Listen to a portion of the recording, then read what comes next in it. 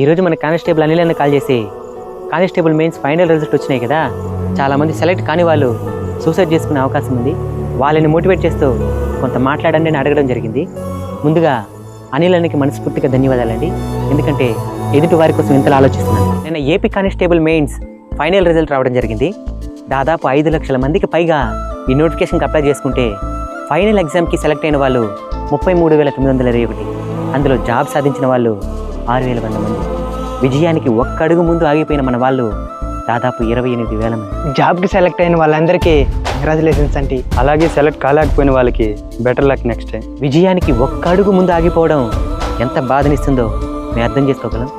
అలానే ఇంత దూరం మీరు రావడానికి ఎన్ని త్యాగాలు చేసుంటారో కూడా మేము అర్థం చేసుకోగలం. కుటుంబానికి దూరంగా, సౌకర్యాలకి దూరంగా, సంతోషాలకి దూరంగా ఉండి ఒక యుద్ధమే చేసుంటారు. ఈ యుద్ధంలో మీరు విజయాన్ని సాధించకపోయిండొచ్చు, కానీ విషయ పరిజ్ఞానాన్ని మాత్రం తప్పకుండా సాధించుంటారు. ఈ నాలెడ్జ్ మనకు ఎంతగానో ఉపయోగపడుతుంది. నేను కూడా ఒకప్పుడు స్టేట్ గవర్నమెంట్ కావచ్చు, సెంట్రల్ గవర్నమెంట్ కావచ్చు, ఏ నోటిఫికేషన్ వచ్చినా అప్లై చేసేవాడిని. ఆ ఎగ్జామ్స్ కోసం నేను ప్రిపేర్ అయినప్పుడు గెయిన్ చేసుకున్న నాలెడ్జ్తోనే ఈరోజు నేను ఇన్ని రకాలుగా వీడియోలు చేయగలుగుతున్నాను. అలానే మీరు గెయిన్ చేసుకునే ఈ నాలెడ్జ్తో కూడా తప్పకుండా ఏదో ఒక నోటిఫికేషన్లో జాబ్ సాధిస్తారని, జాబ్ అనే కాదు ఏదో ఒక రంగంలో మీరు తప్పకుండా ముందుకు వస్తారని, మీ జీవితంలోనే కాదు మరొక 10 మంది జీవితాలలో మీరు వెలుగులు నింపుతారని నేను మనస్ఫూర్తిగా నమ్ముతున్నాను.